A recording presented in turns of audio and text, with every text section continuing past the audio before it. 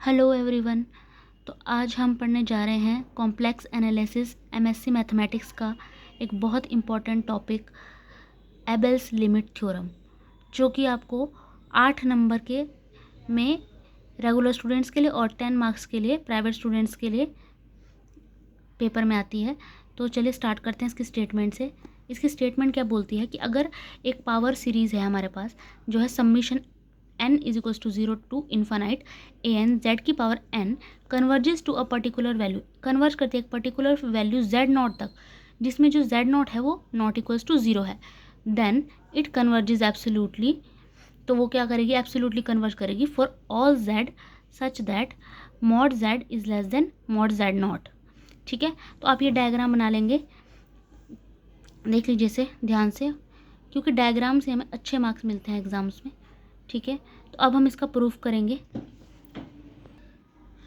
तो प्रूफ में देख लीजिए हम कैसे करेंगे कि सबसे पहले हम लिखेंगे कि we have summation n is equals to 0 to infinite a n z की power n is convergent at z is equals to z naught, कि हमारे पास ये पहले से हमने क्या दिया है कि कन्वर्जेंट है z जब हमारा z नॉट के इक्वल होगा। तो ये क्या इम्प्लाई करता है कि ये जो वैल्यू है ये कन्वर्जेंट है। अगर ये कन्वर्जेंट है तो limit n tends to infinite a n z naught की power n is equals to 0। ठीक है, पहले ये कन्वर्जेंट था क्योंकि हमारे पास z हमारा z नॉट के इक्वल है, तो हमारी जो ये वैल्यू है हम इसको भी बोल सकते हैं कि ये भी कन्वर्जेंट है, क्योंकि यहाँ पे z तो हमारा z नॉट के इक्वल है, ये भी कन्वर्जेंट है। अगर ये हमारा कन्वर्जेंट है तो हमारे limit n tends to infinite a n z naught की पावर n 0 के इक्वल हो जाएगा। इसका मतलब क्या हुआ कि ये जो हमारी सीरीज़ है, जो हमारा सीक्वेंस है हमारा, वो एक कन्वर्जेंट सीक्वेंस है। और ये क्या इम्प्लाई करता है कि अगर ये कन्वर्जेंट सीक्वेंस है तो ये एक बाउंडेड सीक्वेंस भी है। क्यों? क्योंकि जो एक कन्वर्जेंट सीक्वेंस होता है वो पहले बाउंडेड होना चाहिए, वो तभी हमारा कन्वर्जेंट सीक्वेंस माना जाता है। ठीक है, देयरफॉर वहाँ पे एग्जिस्ट करेगा m जो कि बिलोंग करेगा 1 r plus such that mod a n z naught की power n is less than equals to m। ठीक है, फॉर ऑल n जो कि बिलोंग करेगा 1 n पे। इक्वेशन 1 ले लेंगे हम इसे। ठीक है, considering mod z less than mod z not, हमने कर दिया ये। अब हम क्या कंसिडर करेंगे? Mod a n Z N. ठीक है, अब हम क्या करेंगे? हम इसको अलग अलग मॉड में लिख देंगे। यहाँ पे ए एन को अलग कर दिया हमने, जेड एन को अलग कर दिया। इसके बाद हमने क्या करा? मॉड जेड नॉट की पावर एन को हमने क्या करा? मल्टीप्लाई भी कर दिया, इससे डिवाइड भी कर दिया। ठीक है, फिर हमने इस टर्म को साथ में लिया इधर, ए एन जेड नॉट एन। ठीक है, और इसको हमने अलग कर दिया।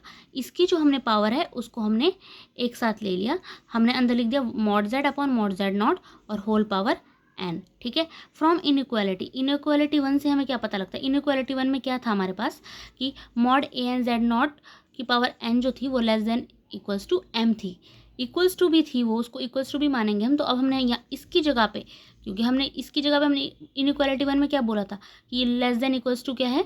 m, तो यहाँ पे हमने m लिख दिया। ठीक है, तो हमारी इक्वेशन क्या बन गई?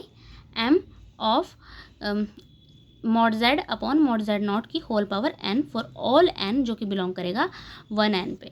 ठीक है, but summation m of mod z upon mod z naught की होल पावर n, ये क्या है? ज्योमेट्रिक सीरीज है विद कॉमन रेशो, जिसकी कॉमन रेशो क्या है? Mod z upon mod z naught. तो अब देखेंगे कि mod z upon mod z not क्या है? लेस देन 1 है। अगर ये लेस देन 1 है, मैं इसको यहाँ पे मल्टीप्लाई कर दूंगी, क्रॉस मल्टीप्लाई, तो क्या आ जाएगा? हमारा जो मॉड जेड है वो लेस देन क्या हो जाएगा? हमारा मॉड जेड नॉट। ठीक है, इसका मतलब क्या है? Therefore summation m of mod z upon mod z naught की होल पावर n, ये क्या है? Convergent series. अगर ये कन्वर्जेंट सीरीज़ है ना, ठीक है, तो हम इसका कंपैरिजन टेस्ट करेंगे, और कंपैरिजन टेस्ट से क्या निकलेगा हमारे पास कि जो हमारा summation mod a n z की पावर n है ये कन्वर्जेंट है फॉर मॉड जेड जो कि लेस देन है हमारा मॉड जेड नॉट। ठीक है, देयरफॉर हमारा जो समीशन ए एन जेड की पावर n है वो एक एब्सोल्युटली कन्वर्जेंट है for mod z less than mod z naught. तो ये क्या बताता है कि it means as per the statement said that a power series summation n is equals to 0 to infinite a n z की power n converges to a particular value z naught is not equals to 0, then it converges absolutely for all z such that mod z is less than mod z not और hence proved. ठीक है, अगर आपको ये समझ आ गई हो तो आपने लाइक कर देना है, शेयर कर देना है, सब्सक्राइब कर देना है, और आपने क्या करना है, अपने फ्रेंड्स के साथ भी शेयर करनी है ताकि वो लोग भी इसे पढ़ सकें और एग्ज़ाम में लिख सकें। और प्लीज़ सपोर्ट करें मेरे चैनल को, सब्सक्राइब करें, बिल्कुल सब्सक्राइब करना बिल्कुल मत भूलें, क्योंकि आपके एक सब्सक्राइब से भी मेरा बहुत ज़्यादा मोटिवेशन बढ़ता है। तो प्लीज़ सब्सक्राइब करें और कमेंट्स ज़रूर करें। जहाँ आपको डाउट हो वो आप कमेंट्स में लिख दें, और जहाँ आपको ऐसा लगे कि आपको कोई और टॉपिक चाहिए तो मैं वही टॉपिक पहले डालूँगी, तो आप कमेंट्स में वो टॉपिक डाल दीजिए, मैं ज़रूर आपके लिए वीडियो डालूँगी। Thank you. Please like comment share कर दीजिएगा। Thank you so much.